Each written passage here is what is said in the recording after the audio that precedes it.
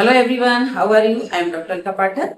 आज मैं आप सभी के साथ बी एड फोर्थ सेम के जो सब्जेक्ट हैं उनमें एक जो थर्ड पेपर है समावेशी शिक्षा, उसके बारे में मैं आपसे डिस्कस करूंगी।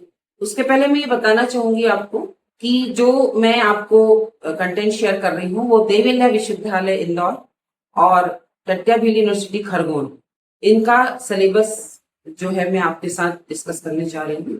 इन्हीं के सिलेबस में से मैं आपको वीडियो शेयर करती हूँ। तो अभी जो फोर्थ सेम का जो थर्ड पेपर समावेशी शिक्षा, तो समावेशी शिक्षा में से ही मैंने कुछ कंटेंट आपको पहले वीडियो शेयर कर चुकी हूँ, तो वो आप मेरे चैनल पर जाकर देख सकते हैं। और आज जो मैं बताने जा रही हूँ आपको वो है समावेशी शिक्षा की संकल्पना और उसके क्या उद्देश्य हैं। तो समावेशी शिक्षा क्या होती है ये बताऊंगी मैं आपको। तो समावेशी शिक्षा वह व्यवस्था होती है जिसमें सभी बच्चों को उनकी व्यक्तिगत आवश्यकता के अनुसार बिना किसी भेदभाव के एक ही विद्यालय में समान अवसरों के साथ गुणवत्तापूर्ण शिक्षा प्रदान की जाती है।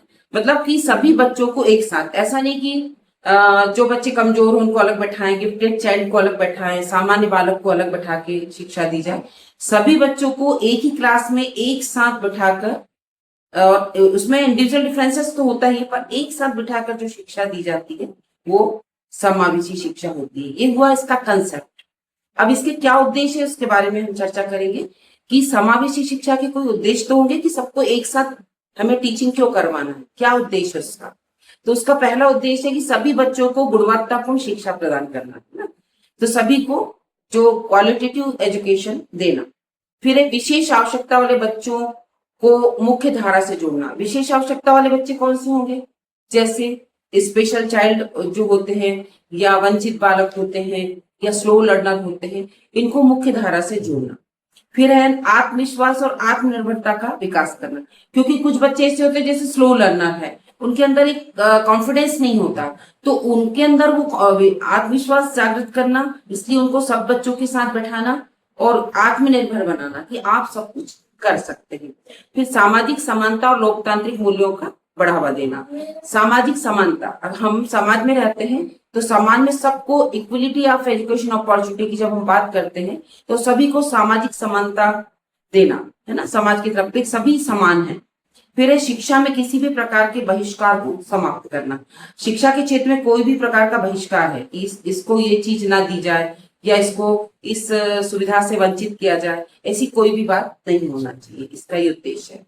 व्यक्तिगत विभिन्नता को ध्यान में रखते हुए शिक्षण करना। तो क्लास में जब हमने बात करी इसके कंसेप्ट में कि सारे बच्चे एक साथ बैठ के पढ़ते हैं, तो सभी प्रकार के, तो इंडिविजुअल डिफरेंस होगा ही, है ना, क्योंकि सबका इंटेलेक्चुअल लेवल, सबका इंटरेस्ट, सबकी एटीट्यूड, सबका एप्टीट्यूड एक जैसा तो होगा नहीं। तो व्यक्तिगत विभिन्नता को ध्यान में रखते हुए शिक्षा का कार्य है कि शिक्षण करना, ये समावेशी शिक्षा का उद्देश्य है।